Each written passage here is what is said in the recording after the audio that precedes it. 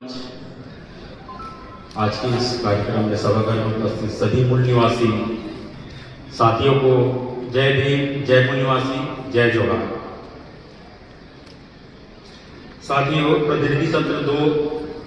का जो विषय है पीएसए का खाका, राष्ट्रीयकरण का एजेंडा, कार्यकर्ताओं की भूमिका, इस संबंध में हमारे छत्तीसगढ़ के जितने साथी आए हैं उससे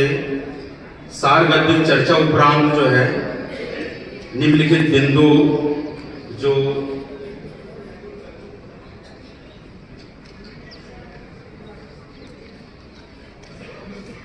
हम लोग को यहाँ जो ग्रुप डिस्कशन समरी जो प्रोवाइड किए थे उसमें जो पहला जो था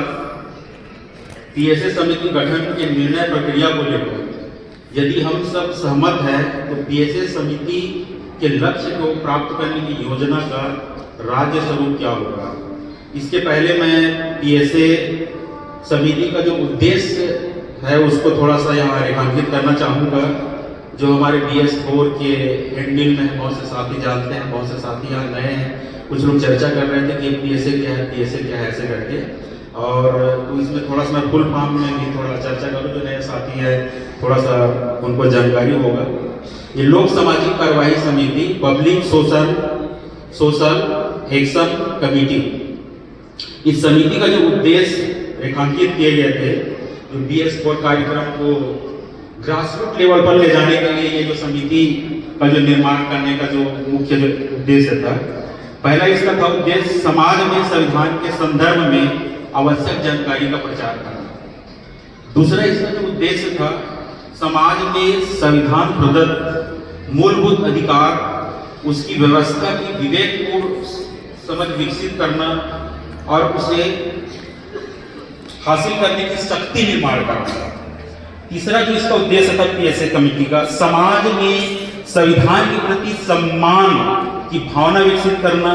समाज को संविधान के प्रति रक्षा के लिए तैयार करना। चौथा था समाज को संविधान के संवर्धन की जिम्मेदारी संभालने के लिए तैयार करना। पांचवा इसका उद्देश्य था समाज में सामाजिक लोकतंत्र की समझ और व्यवहार को संस्थाई प्रदान करना, स्टेबलाइज करना। तो हमारे छत्तीसगढ़ के साथियों के साथ जो चर्चा के फलस्वरूप जो मूल बिंदु जो उभर के जो आई है, योजना का राज्य स्वरूप क्या होगा, तो इसमें जो पहला बिंदु है जो सक्रिय जिलों में, जैसे कि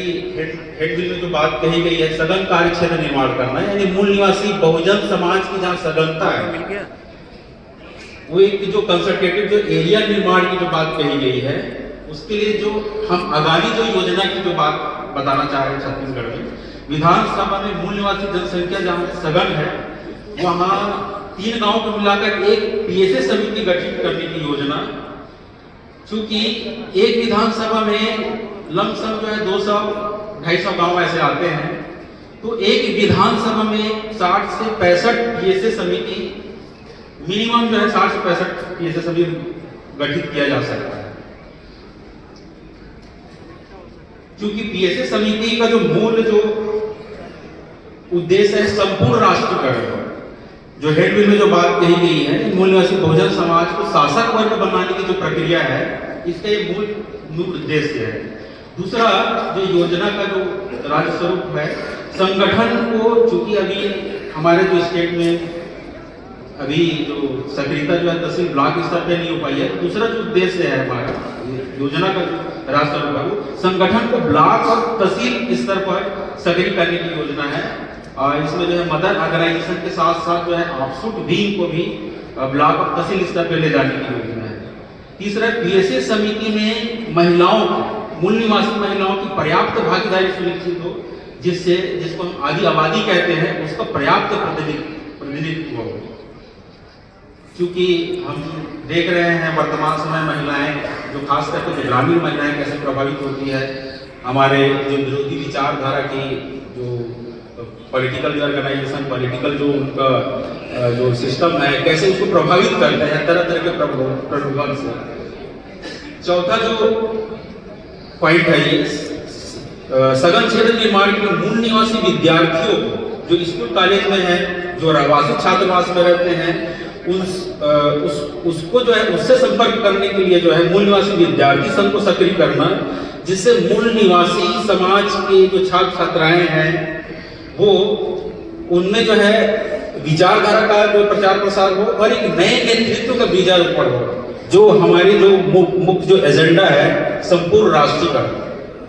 वो उनको जो है हासिल करने में भविष्य में जो है एक मतलब जो है बहुत बड़ा हमारा उद्देश्य को जो है पूर्ण करने के लिए बहुत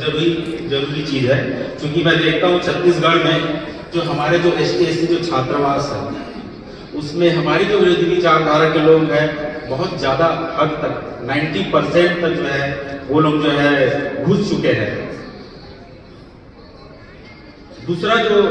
इसमें प्रश्न था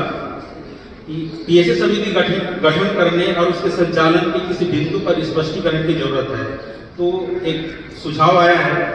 इसमें, PSA समिति का जो संचालन है मूल निवासी समाज की भौगोलिक परिवेश के अनुसार जो है उनकी स्थानीय बोली और भाषा में किया जाना जरूरी है, जिससे कि मूल निवासी समाज में अपनत्व एवं गहरी समझ की भावना जो है विकसित हो, जागृत हो उसके प्रति।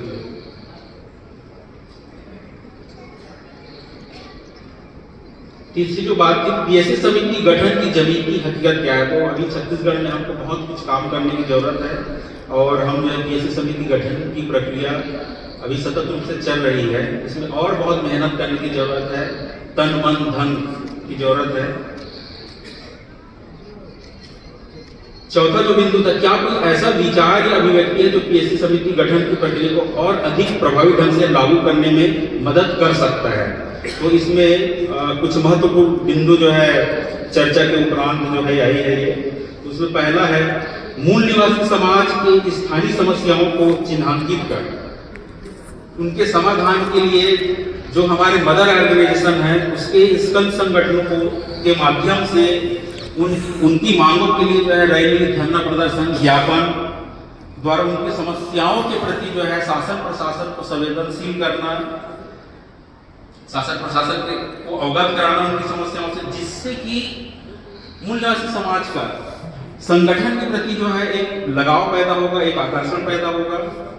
दूसरा इसमें बिंदु था मूल निवासी युवाओं को जोड़ने के लिए उनके बीच विभिन्न प्रकार के जो है स्थानीय खेल प्रतियोगिताओं का आयोजन, पुरस्कार वितरण जैसे कार्यक्रम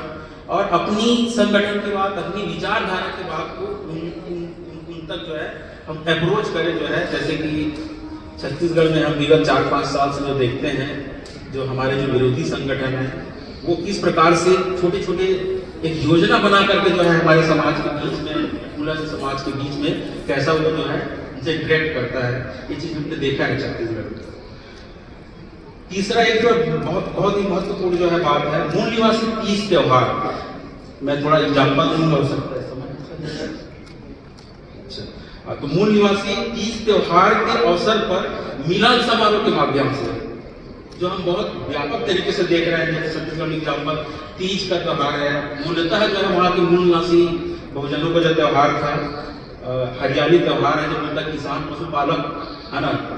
जनजाति जो है वर्ग का जो त्योहार था। अब उसके बीच जो है ब्राह्मणवादी जो संगठन है वो घुस गया है और अपनी जो संस्कृति को उनके बीच ले जाकर के प्रचार कर रहा है। इनके माध्यम से जो है मिलन समारोह के माध्यम से सांस्कृतिक विचारधारा का प्रचार प्रसार करना, ये इतनी जो है बात की जो है इसी के साथ ही अपनी बात में विराम देता हूँ। पुनः एक बार आप सभी का जय भीम, जय निवासी, जय जय।